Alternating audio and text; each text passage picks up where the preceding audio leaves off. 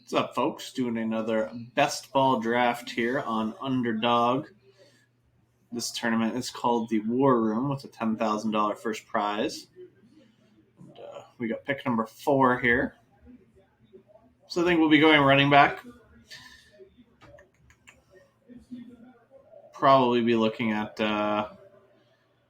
Henry, Barkley, or Kamara with our first pick here. All right, I'm going to grab a Barkley share. I'm pretty close between Barkley and Kamara. I own a few more Kamara shares than Barkley, so we can go with Barkley this time. Obviously, Barkley is a guy who has like a 2,000-yard upside between rushing and receiving yards, not just rushing yards. So Barkley has that really high ceiling. Kelsey went off at 1.5. His positional advantage not too overly surprising to see. So I've been having a lot of discussions about war with people and like how war translates to best ball and that sort of stuff. So I wanted to bring up a couple charts here.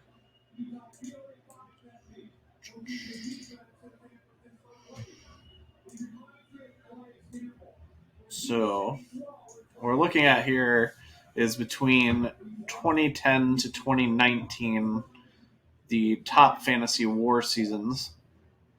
And war is a stat that's calculated like weekly, not just cumulatively at the end of the season. So each week somebody's war is figured out and then added together. It's not just looking at the numbers you end with at the end of the season compared to other people.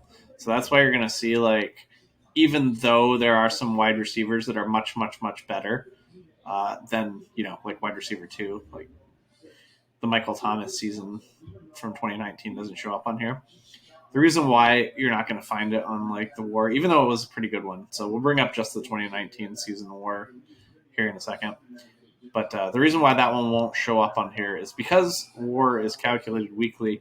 It's like really, really hard for wide receivers to get a good war score each week because so many random players just have huge weeks at wide receiver, right? You don't get that as much at running back as you do at wide receiver. So it's like much harder for a wide receiver, even a guy that scores a crap ton of points more than anyone else, like Devontae Adams in 2020 or Michael Thomas in 2019. It's hard for them to generate a giant war because the other guys week to week have these massive weeks as well. Whereas at running back, it's like a little bit, that doesn't happen quite as much. Like running back 30 is almost never going to be running back 1 on the week.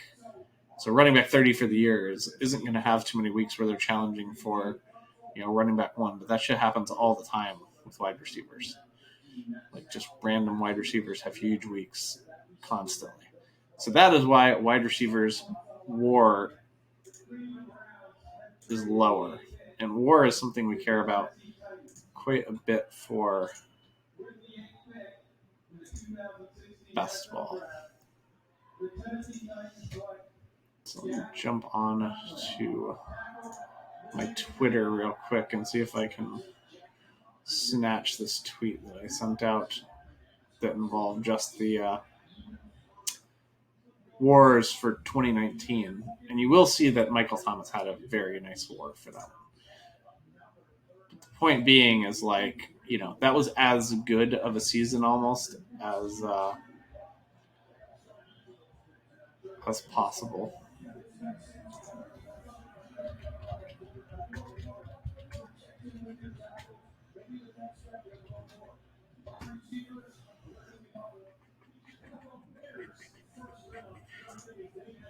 Sorry, I realized I did not tweet that out. So.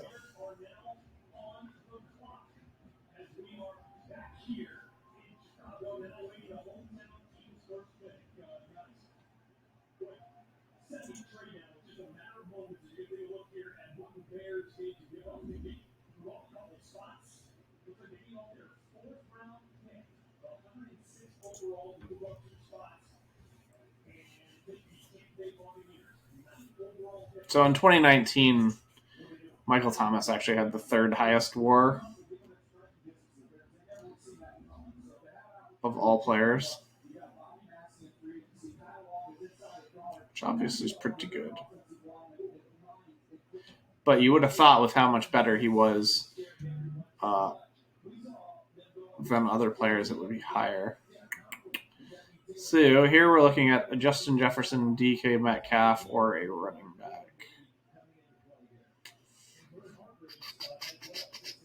I think I'm going to pick a wide receiver this time because I haven't been selecting them that much.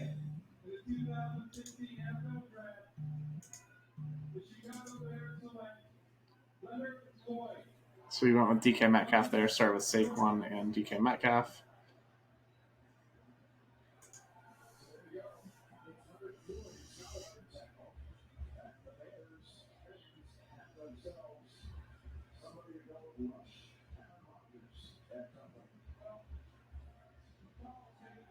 So, this chart we're looking at is standard, so we don't really want to look at that right now. But PPR WAR for 2019. See, Michael Thomas finished third.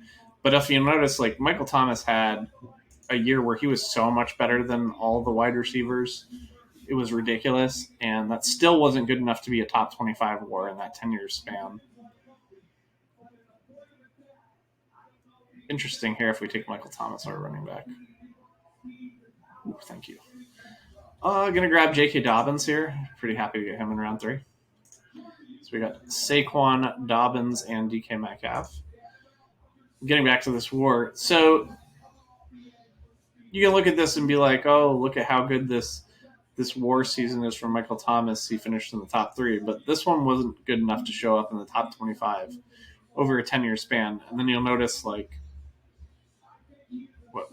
2, 3, 4, 5, 6 of the top 8 were running backs, and a couple tight ends snuck in there, and then another running back.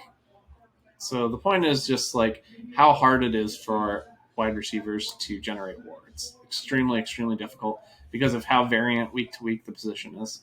So in best ball, you're better off grabbing the running backs and going for those higher WAR players. You want to attack wide receiver with quantity, not quality. Although you do need some quality as well. So, one question I've gotten a bit is, why is Kelsey that much more valuable than Devontae Adams? And the reason is, you get to pick 8 wide receivers, or 7, depending on what roster construction you use. But you get to pick a bunch of wide receivers, right? So every week you have tons of darts, and you have darts that actually can hit and outproduce a guy like Devontae Adams on any given week. Whereas a tight end, you're only throwing 2 to 3 darts, and the odds that one of your 2 to 3 guys outproduces a Kelsey is much, much, much, much lower than the odds that one of your 7 or 8 wide receivers can outproduce an Adams on a week. So that's kind of how WAR works, and that is why we care about WAR for best ball, and it really generates, if you go look at the dollars to player breakdown, the money really ends up. Last year it was a lot in Kelsey and a lot on Kamara. Obviously that's going to be weighted because in big tournaments Kamara went berserk in the big week that mattered the most, but so did Devontae Adams, so did Diggs. So those were 3 guys were pretty far up there in dollars won. But I mean, that's warped a bit towards these big tournaments where that 1 week matters so much.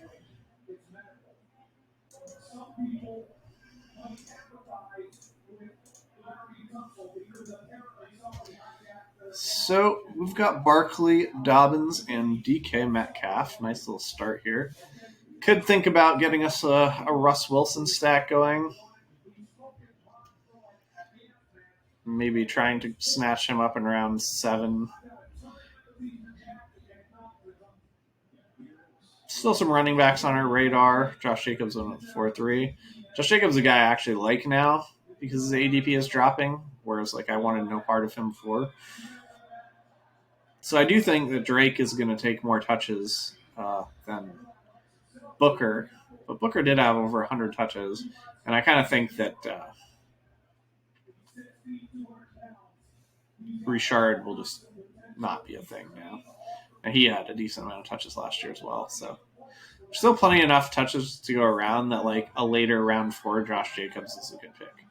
An early round 4 Josh Jacobs, not as interested in that. So I'm interested in a bunch of wide receivers on the board. We still got Mahomes and Allen as well. I have some interest in Travis Etienne and Javonte Williams.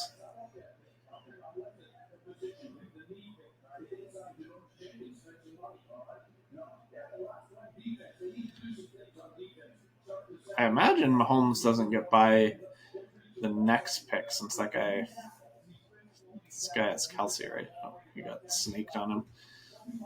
The guy who had Kelsey got snaked on Mahomes the pick before him. There goes Allen. So now it's up to us.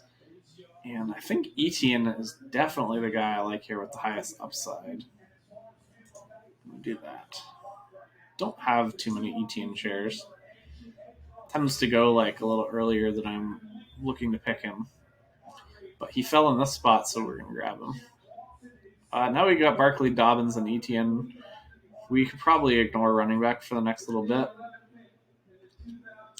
See Chase Edmonds showing up pretty high here on the board for ADP. That is something I don't have any interest in. Now James Conner is officially signed with the Cardinals, and I will assume that they're going to use James Conner in the first, second down role. Yes, James Conner does get injured a lot, which is nice if you are trying to rock some Chase Edmonds, but I don't know if that's something I want to rely on. Like if his ADP went down quite a bit, yes, then I'm interested in Chase Edmonds, but where his ADP is now, I am just not. Could end up with kind of a tough pick here if I was kind of hoping Lockett made it to me, so I could set up like a big stack with DK, Russell Wilson, and Lockett. But pretty happy to take Galladay here. Maybe we'll end up with a big Daniel Jones stack, as he's the guy I really, really like in best ball this year. Last year, hated him. Had to do with how bad his opening schedule was, and me assuming that would put them into a bit of a funk, and that actually ended up happening. That might be a little results-oriented, but looking at their schedule last year, I just thought the Giants were going to get off to a bad start, and then I was like, well, when you're looking at a third of the best ball season prior to where it cut for tournaments, that's a lot. So we were out on Daniel Jones last year. We are in on Daniel Jones this year. Interesting enough, I also have Barkley, who is going to correlate more to a quarterback than a lot of other running backs, just because he has such a big role in the receiving game. So yeah, this is one where we can definitely look for Russell Wilson. We can look for Daniel Jones. Don't even know what team Etienne's on yet, so I mean, obviously he's a big wild card. I am working from the assumption that I think Najee Harris, Travis Etienne, and Javonte Williams will end up with roles week 1. Might not be, starting number one workhorse roles, but I think they will at least be, in 1B or probably 1A type roles.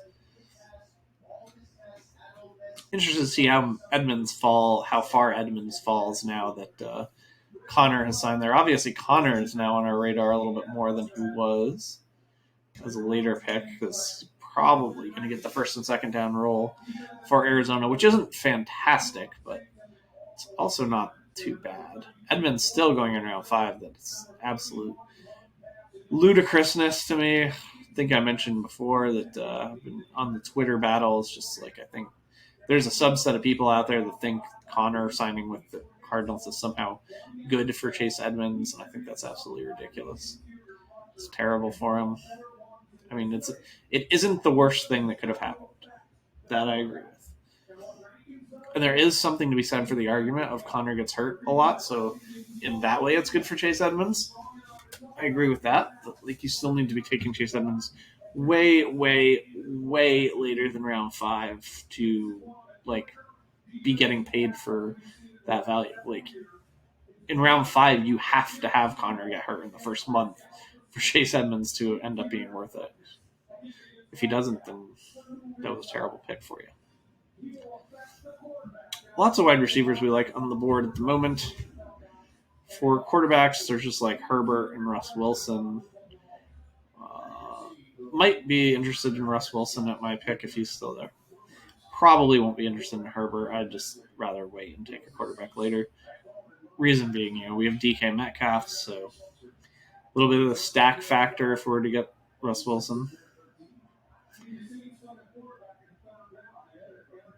I have a decent amount of interest in guys like Cortland Sutton, tiny bit in Odell, just because I don't have any Odell yet. I don't think I have a single share of Odell yet, just because he tends to get snatched up pretty high.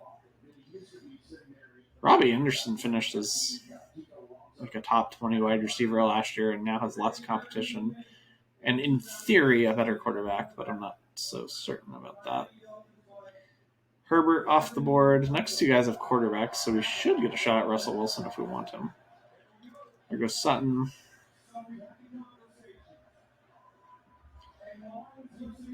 So here, if this guy takes Wilson, I'm going to probably take my first Odell Beckham share just because later round 6 is where I'm finally starting to feel the value.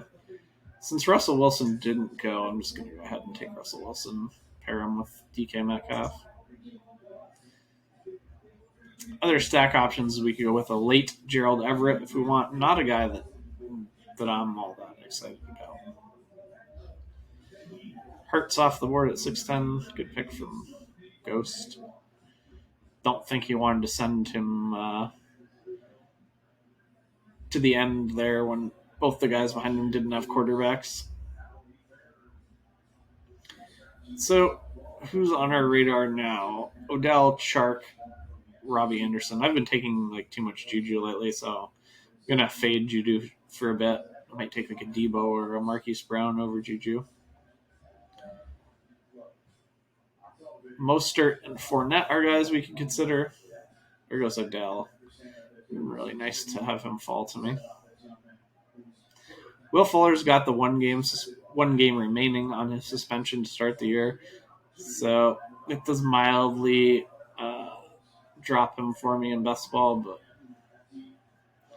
he's still pretty interesting. I wish his price was a little bit lower. I'm not a huge fan of his price. Here goes Mostert. So here I'm just going to take DJ Chark. He's my favorite player left on the board by a good bit. Obviously, Chark could kind of not be that good.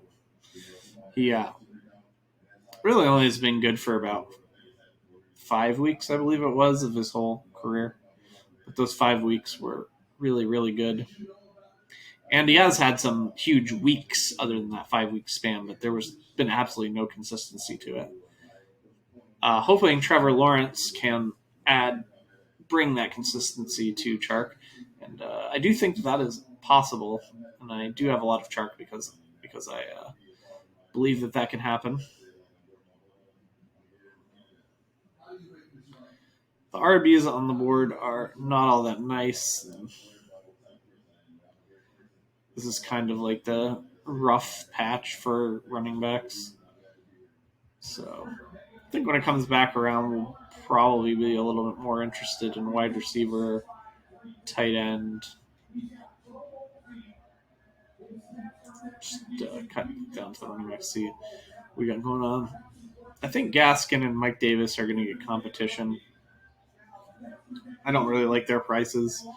Like, I'd rather just pay a round higher than this for Gaskin or Mike Davis after the draft than pay this price before the draft. Like, I'm fine getting my ownership percentage 1 round higher, or maybe 2. I don't even think it would be 2. I think it would be 1 round higher on guys like Gaskin.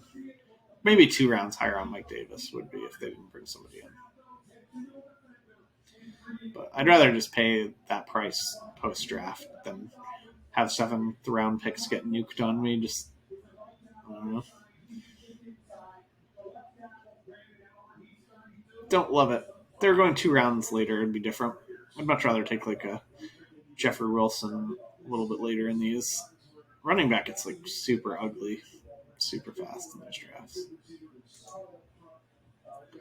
AJ Dillon, I just have to hard fade for a bit because I went too far in on him in my early drafts, hoping that Aaron Jones would go elsewhere. So I was smashing AJ Dillon in round 6.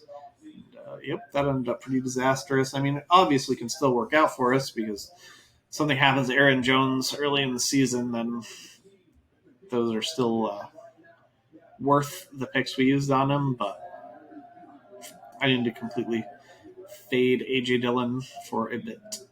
I mean, if Dillon was to be there in round like 11-ish, 10, 11, 12, like then we can start thinking about adding shares. But I had like a 35% ownership on Dillon early, hoping that Aaron Jones wouldn't be back. And same thing with Ronald Jones. I have to completely fade him. I had 45% Ronald Jones because I really did not think Fournette was going to end up back. And Fournette did end up back. So Mike Davis is on our radar here. Noah Fant is on our radar. Noah Fant is off of our radar. So Mike Davis, Landry, and Tanyan, Jeffrey Wilson are all on my radar now. Jeffrey Wilson's been a guy I keep buying. I would rather get like a Mike Davis share than another Jeffrey Wilson share. But I have a feeling the people ahead of us will not allow this. Especially this man who has one running back. See where he goes. Yeah, that's kind of what I expected. All right, we'll grab our Jeffrey Wilson share again. It's kind of what we do. Every draft we get sniped on Mike Davis and we grab Jeffrey Wilson. And I think that could work out for us. I think of the two, Wilson's a bit more likely to be good for best ball. Obviously, if Atlanta doesn't draft one of the big 3 running backs, then Mike Davis will for sure be better. But it's just the fact that Atlanta has pick 4 in round 2. And pick 4 in round 2 is just such a prime pick to grab one of those running backs, and they have that need. Whereas San Francisco doesn't pick till late round 2. I do think that Najee will probably go in round 1, and then the other 2 guys are Javonte and Etienne will go early round 2. So I think the reason why you saw the Cardinals sign James Conner is they decided, well, we're not going to use pick 16 on Najee, and that probably means we're fucked as far as running backs go.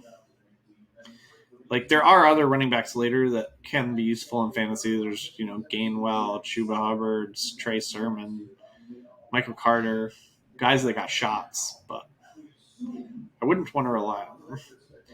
Definitely hoping I get to take Ton in here. Whew, thank you. I do not like Logan Thomas, and I do like Robert Thomas. So one of the reasons why I don't like Logan Thomas is how little Fitzpatrick throws to the tight end.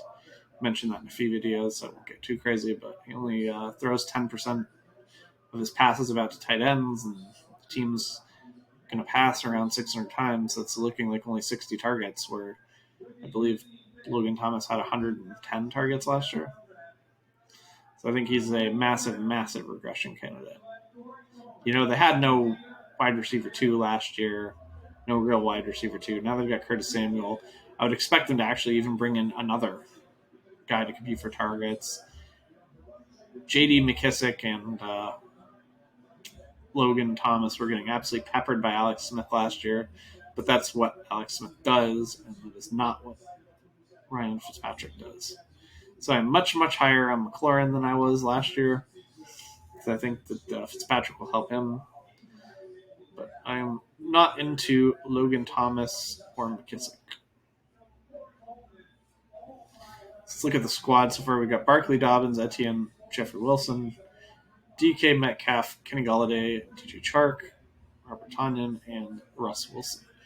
So for tournaments this year, I'm using the 3-5-8-2 alignment for my roster construction, which is 3 quarterbacks, 5 running backs, 8 wide receivers, 2 tight ends. I believe that is the best format for tournaments. tournaments are a little different than cash games, and you're going to see the numbers change when you're talking about tournaments. The reason why that is because it's not as many weeks long.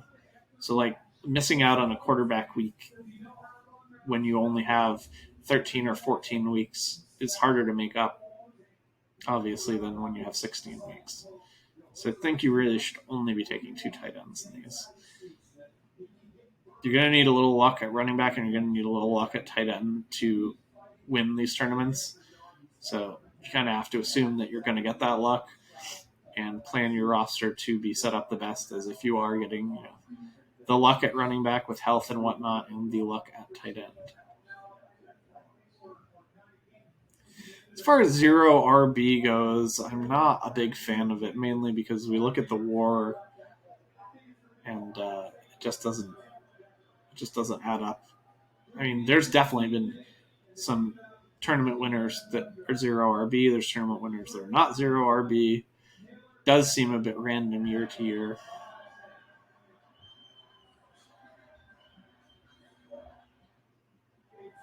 But you need to get really lucky, like smashing a backup running back who started gets hurt. The reason why I don't like that as much in tournaments, and what from the numbers I've seen, it's slightly been better for robust RB than 0 RB because you have like a smaller window for that injury to occur, right? Because you need to win this initial league that you're in with 12 people to get to round 1 of the playoffs for your best ball tournament, to get to the next round, So like the fact that first tournament you need to win against these 11 other people is only 13 or 14 weeks long.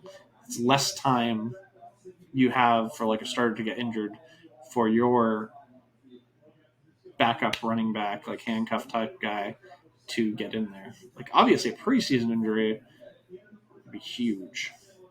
Huge. So what do we got on the board here? We got Joe Burrow. I'd rather take Lawrence because we have Chark. We've got Gainwell. Still got Waddle. There's quite a few decent wide receivers on the board.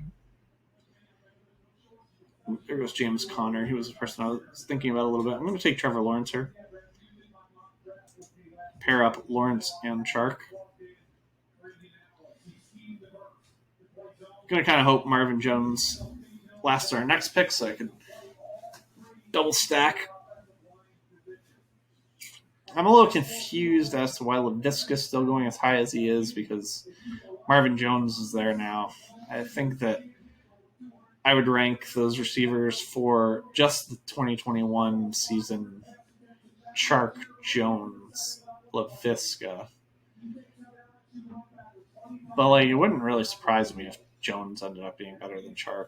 He's just had a much better career. He's been much more consistent. Chark definitely has like a higher ceiling for sure, but I'm just not sure we know what Chark is yet. There's just a chance that Chark is just not that good, and he only had a 5-week period where he was really, really good. But that 5-week period was amazing. Don't do it, buddy. No. Stay away from my Marvin Jones. Hell yeah.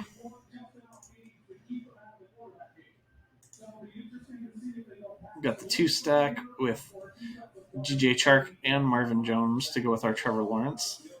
We've also got Russell Wilson, DK Metcalf. We can consider Gerald Everett as our second tight end late, but I think because my top tight end is Tanyan, I'm not going to do that. I'm probably going to be looking at filling my next tight end spot in the next 2 picks, unless shit gets real ugly, in which case we might kick the can and then consider somebody like Gerald Everett later. But I'm much more willing to take like a Kemet or a Gerald Everett or that type of guy late if I have, a Kelsey or a Kittle or a Waller. Not that I ever have Waller, but I do like Waller. Just seems hard to get. I don't really like taking him in the places where he goes in these. His WAR last year was reasonable, but nothing like the WAR you're getting from Kelsey. So Really, I don't think Kittle and Waller should be going as high as they go in these. To me, like, I mean, that doesn't mean I don't take any of them.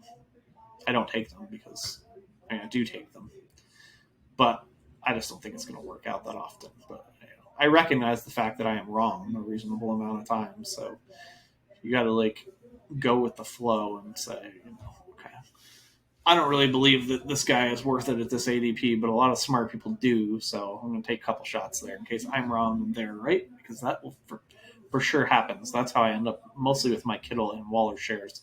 But to me, Kittle is more of like a later round 3 value. Like he just doesn't have the touchdown upside, or hasn't shown it so far that Kelsey has.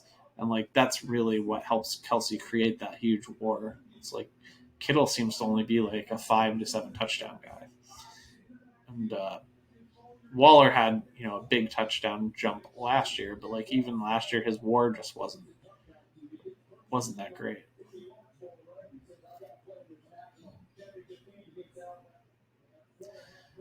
Now, I mean, he produced a pretty decent positive war, but I'm just saying compared to other players you can get in round 3, which is where you have to take Waller in this draft, you got a chance at taking running backs that can produce much higher wars.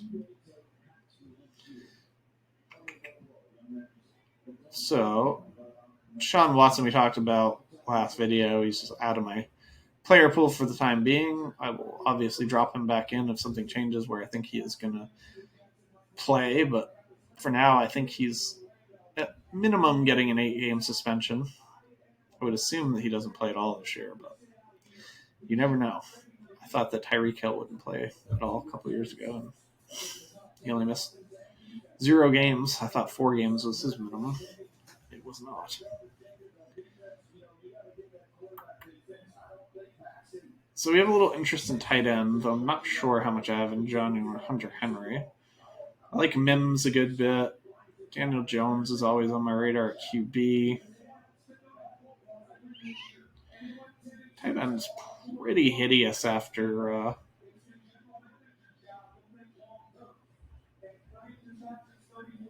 the 2 Patriots guys, John and Wentz.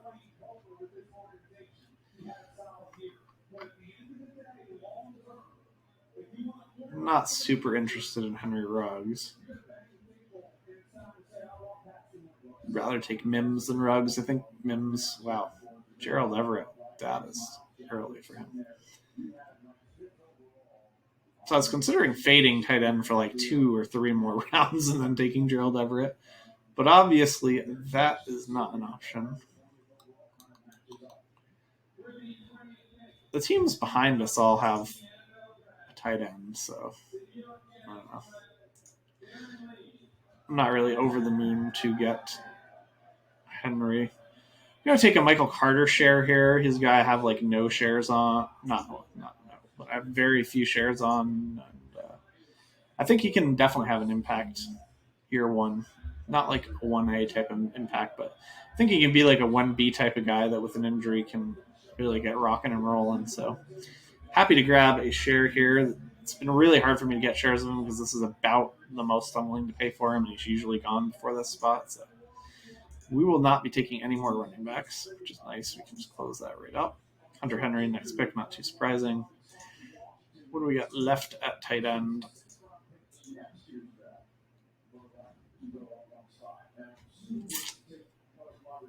I like Ebron, Cook, Komet, Troutman, Hooper, all relatively about the same.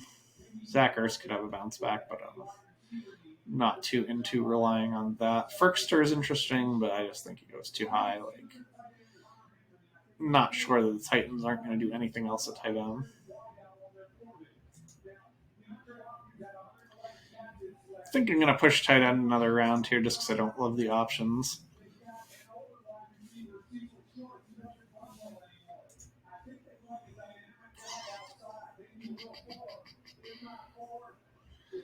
Could go with Daniel Jones here. Pair him up with Galladay, and then we can definitely have some like super duper stacking going on. Is that better than taking a guy like Mims, Kirk? I think it's arguable. do you think Mims is enough better than this crew of folks? Yeah, I'm going to take Mims. I have like a lot of Mims. Way too much Mims. We already have like a decent amount of stacking with Metcalf and Chark and Jones. So I'm not going to like start taking Jones too early just to get another stack piece. If there wasn't a wide receiver that I liked as much as Mims there, I would have taken Jones. But I really like Mims' shot at being the number one wide receiver for Zach Wilson and the Jets, assuming Zach Wilson goes pick 2. So it's sounding more and more like Mac Jones is actually going to pick 3 of San Francisco, which is crazy to me. I just don't understand why you're not taking Justin Fields with that pick. It seems terrible to me. But I assume I know less than Kyle Shanahan about football, so I will defer to him. I can tell you one thing: in my rookie drafts, I personally will definitely not be taking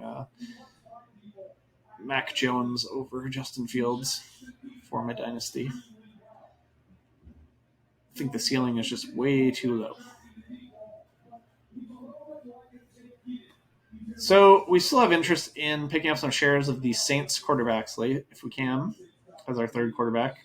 We want to diversify. You do not want to be taking Taysom Hill and Jameis Winston on the same tournament team. 1, you're guaranteed they're going to have the same bye week. 2, you are guaranteed one of them is going to be scoring 0 every week if you do that. One of the 2 of those players for you, so that's massively lowering your upside. You do not want to do that. Having ownership on both of them is what you want, just not on the same team.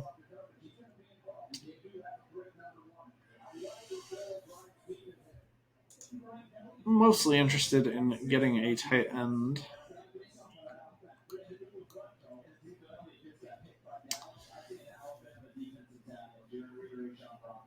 And obviously still have interest in Jones, but don't think there's any chance that Jones makes it past this pick right here. This pick right here should be Daniel Jones. There we go. Good pick by Matt Forte is a beast. I remember when Matt Forte, I'm not sure that he was ever a beast, but I remember when he was pretty good.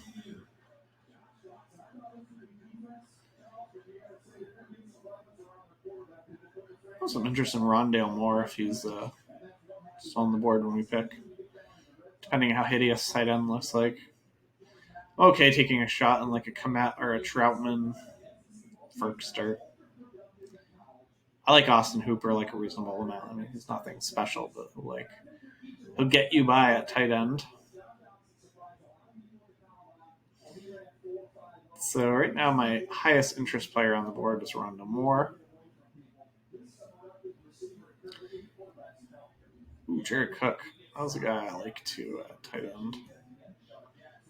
All right, we're going to take Rondale Moore and kick tight end another round.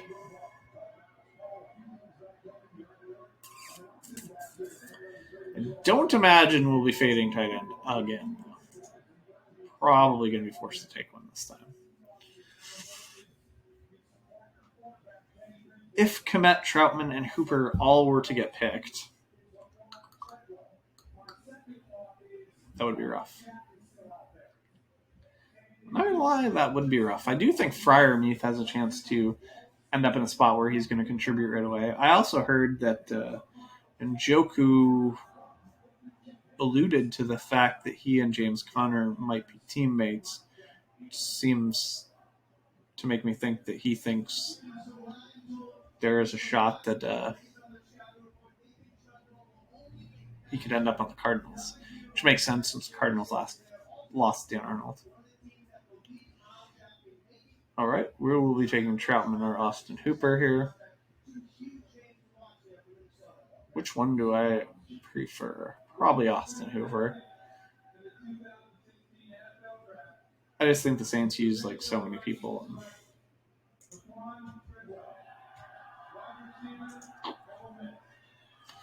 Hooper's had like some pretty decent, one pretty decent war season. Troutman's all right. I just think the Saints use so many weapons and they don't really pepper the tight end that much. So there was a long-going misconception that the Saints love tight end when they just really love Jimmy Graham. Like 2 years ago, I think Jared Cook had 43 receptions, but he had a ton of touchdowns, so he had a good finish as tight end, and then people were overdrafting him the next year. I tried to talk people out of that, but they could not be talked out of that. So what do we have on the radar now? We still need a third quarterback and two wide receivers. Assume one of our wide receivers will be Jacoby Myers because I just love the value on him, especially now with the Edelman retirement. There is a chance, obviously, Jacoby Myers gets kind of squeezed out, but I don't think it'll happen. How would he get squeezed out? I mean, by some miracle of miracles, if N'Keal Harry became not a pile of crap, and Aguilar took the other spot, and they played two tight ends most of the time, Jacoby Myers might be kind of shit out of luck. But I think that Harry is pretty much done there. Sounds like they were fielding calls and trying to trade him, and just getting out of that situation. I have a little interest in Zach Wilson to go with Mims.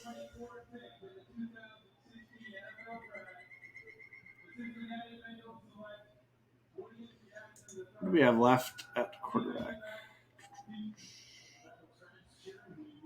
Could take a Taysom Hill share if he's still there. Wouldn't hate that. I haven't not been able to get much Taysom Hill. So probably going to take a quarterback with my next pick. Hoping that one of Taysom Hill or Zach Wilson makes it to us.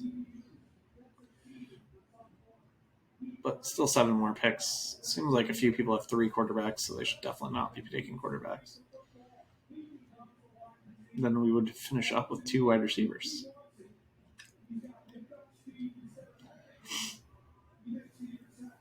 How are we feeling about this team? Got Wilson and Lawrence, Barkley, Dobbins, Etienne, Wilson, Carter. Liking this group, 2 rookies is a little annoying. I kind of wish you would only have 1, but what can you do? And we've got Metcalf, Galladay, Chark, Jones, Mims, and Rondell Moore. I love that wide receiver core. We've got Tanyan and Hooper. It's like passable, but not good, obviously, at tight end. Gonna need Tanyan to continue to do what he did last year for us to have any shot of at the money. So we'll either take Zach Wilson or Taysom Hill with our pick. Gonna wait slightly towards Taysom Hill because he's been harder for me to get. Do have Denzel Mims in theory to go with Wilson, but I have plenty of stacking, so I'm going to take Taysom Hill with this pick. I don't have very many shares of Hill or Winston, and definitely want to have some of both. So, coming back, what are we going to be looking at for wide receiver? I like Sammy Watkins a little bit as the X in Baltimore. I do say a little bit. Slayton is a big play guy. I mean, he's getting pushed down the depth chart, but still a dude. Hamler's all right. Jacoby Myers we have on the radar as well. Tylan Wallace is a dude. Tylan Wallace probably is the most upside of any player left on the board. Maybe Brian Edwards would be close, but I think Tylan Wallace is a good bit more talented player.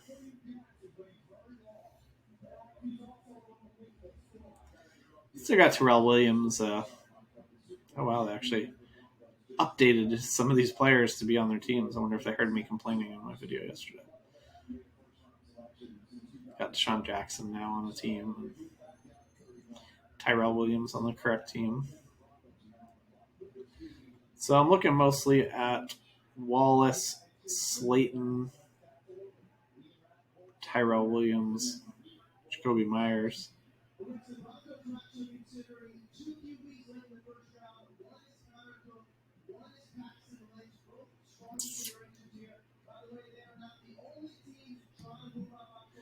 I think I'm going to shy away from Slayton because I already have a decent amount of Giants.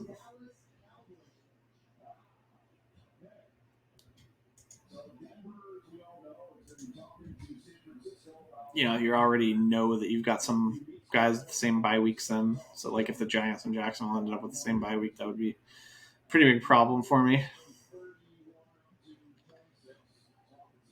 Definitely have some high upside with Moore and Tylan Wallace as our rookie wide receivers. That's nice. Got one more wide receiver to take. Shard Higgins is like an guy. Cephas is kind of an guy. I can see Cephas just kind of, even though he's like the young guy there, getting pushed out. If they pick up like another wide receiver in the draft that they like, I could see them just going with Tyrell and Perryman and the other guy, and Cephas getting pushed out. So I don't think Cephas is as good a pick as some other people think. I do think he's on the radar, and I do think it's a guy you can take in best ball. But am I excited to take him? No, not really. KJ Hamler is a guy I like a decent amount for best ball. It's that big playability, score those long TDs. Tony is a guy I would have interest in, but I already have 2 rookie wide receivers. I'm going to try to like cap it at that. Got 4 rookies on this team, 5 rookies, I guess. Trevor Lawrence too. So I'm going to try to wait away from picking another rookie wide receiver. I would say Jacoby Myers is probably the top guy on my list at the moment. Then I have interest in Tyrell Williams, KJ Hamler.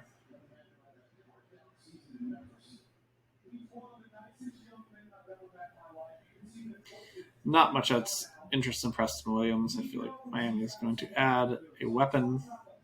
They already got Will Fuller, so I think Preston Williams probably going to get pushed out. They didn't even like play him all that much last year.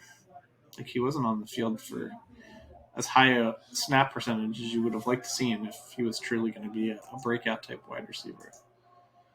Played a ton like the first couple games, didn't really do much, and they kind of made him into like a red zone specialist.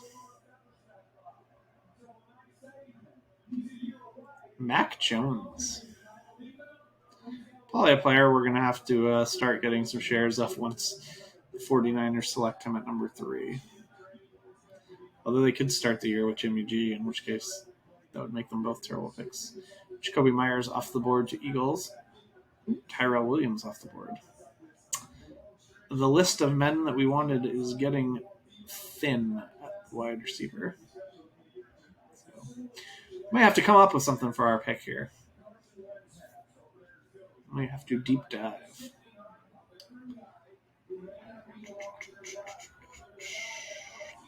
So we didn't want to take another rookie wide receiver, but we may be forced into that. Could take the old unexciting Randall Cobb.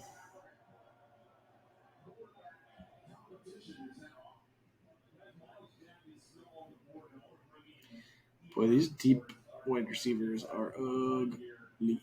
There goes Zach Pascal.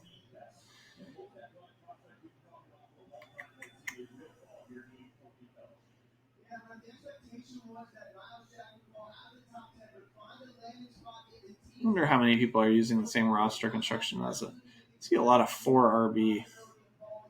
Really can't get behind the 4 RB. I can get behind the 5 RB.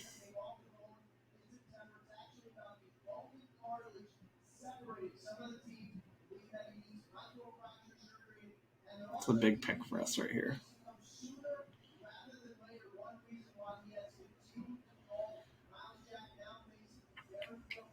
I may unhappily be going into another rookie wide receiver here.